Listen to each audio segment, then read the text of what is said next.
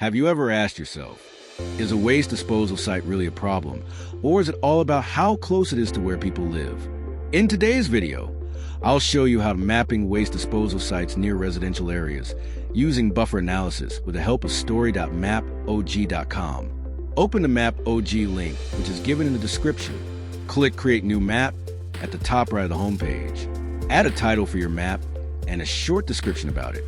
Go to Process Data, select GIS Library, and add Housing, Residential Building layer on map. Now, to customize the residential locations, go to Style layer and choose a symbol that fits your data. Now go to Process Data and select the Buffer tool. Choose the residential area layer. Set your buffer distance, say 5,000 meters, and click Submit. Now, use the Add Story, then select Add Manually, then create waste disposal inside the buffer. Select waste disposal points by using search by latitude and longitude. And give Conform to confirm your selection.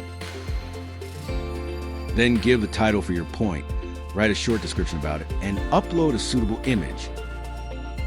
Using the Select Type Settings option, add location type, such as waste disposal, and add different relatable attributes, and later fill all the information there.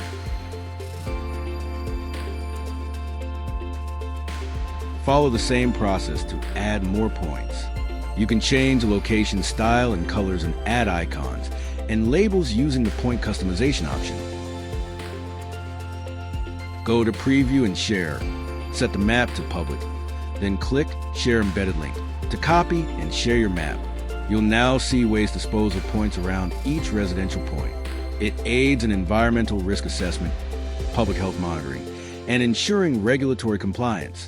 We hope this video gives you a clear understanding of how to mapping waste disposal sites near residential areas using buffer analysis using MAPOG.